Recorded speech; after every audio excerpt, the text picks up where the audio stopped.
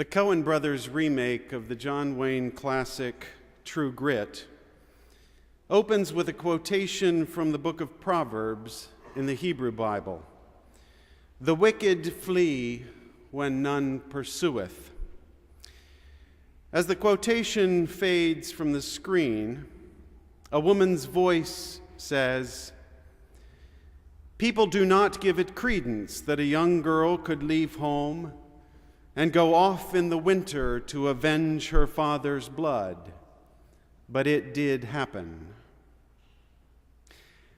The young girl turns out to be named Mattie Ross. Her pigtails belie a brassy disposition and a mean streak. She says, "I was just 14 years of age when a coward by the name of Tom Chaney shot my father down in Fort Smith, Arkansas, and robbed him of his life and horse and 2 California gold pieces that he carried in his trouser band." Mattie explains that her father had hired Chaney, who was down on his luck, to go with him to Fort Smith and help lead back a string of Mustang ponies. "If Papa had a failing," she says, "it was his kindly disposition. I did not get my mean streak from him." Once in Fort Smith, before the drive back home even began, Chaney got drunk in the saloon and lost all his money at cards. Insisting that he had been cheated, Chaney went back to the boarding house for his rifle.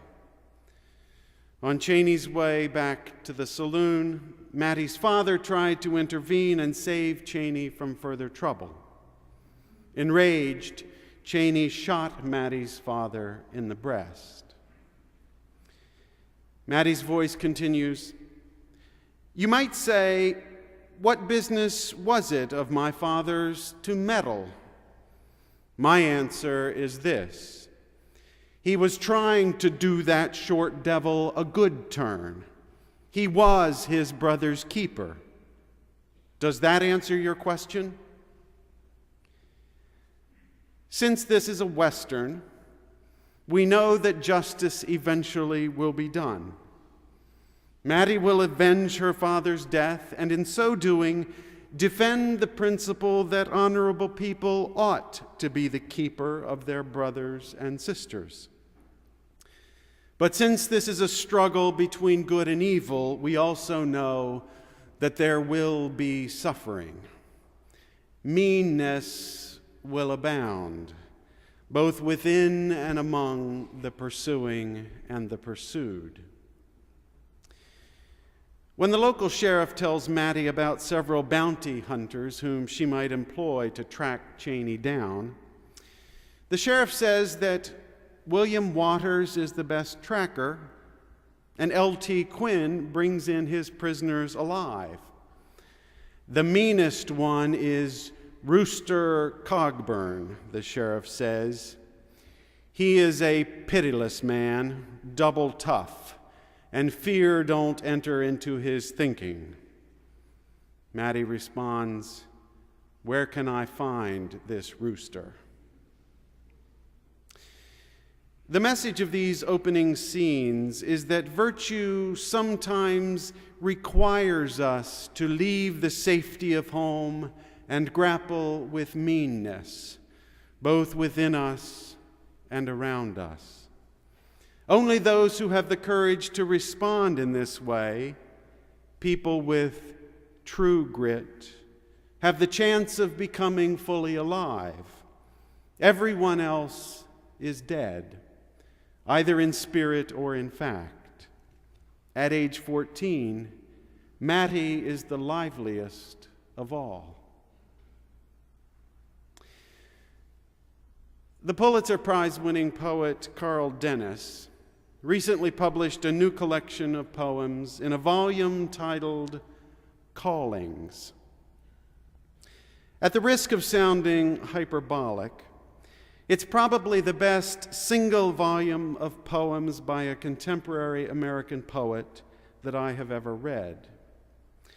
As the introduction notes, the poems are about vocation in the largest sense, the work that we believe gives our lives meaning, and the challenges that come in defining such work and doing it well. Several weeks ago, just before leaving our apartment to see the remake of True Grit, I happened to have read aloud one of the poems in the collection to my wife Holly and my 17-year-old daughter Zoe, who had just been accepted into the Physics and Philosophy of Science program at the University of St. Andrews in Scotland. The poem touched me deeply, and I read it to affirm my enthusiasm for the opportunity Zoe has to attend St. Andrews, even though Scotland seems a long way from home. The poem is titled Warning Signs. Carl Dennis writes, "Neatness isn't a virtue to be disparaged. But if you note that your 10-year-old prints her address in her storybooks as well as her name, and locks her toys in her toy chest at bedtime, you may have a problem. Can you think of something you've done to suggest that the world beyond the door of her bedroom is a wilderness of swirling eddies where anything left untended goes missing? Has a remark of yours about thieves filling high places left her concerned about thieves filling the low as well? When she wakes before dawn with a dream of finding the house pulled down, do you tell her that everyone feels that way given the gang of wreckers in Washington? Or do you remind her that the house she lives in is made of bricks and mortar, not straw? As for the virtue of thrift, it too is commendable. But if your daughter is saving half her $1-a-day allowance so as not to be penniless in old age, you may want to ask what part you've played in making the future appear less promising than the past. Maybe you've lectured her once too often on the long-term effects of nitrogen runoff on lakes and rivers, or on the threat to the Norway maple shading the house if warmer winters smooth the way for weevils to creep north. Other fathers might use the tree as a fine example of what a maple can be when it makes the most of an average portion of sun and rain falling on average soil. Caution should be preferred, of course, to recklessness, but confidence, too, is a trait to be encouraged. So when she's old, she can look back on her life as an adventure. So she has a story to tell of how once, instead of hugging the shore, she sailed out where the waves crashed over her sloop and broke it open. How the coast she floated to on a spar proved rougher than the coast she'd been steering for, less settled, less civil. And then the story of how far she'd progressed in her efforts at closing the gap between them, and how big a job is left to do.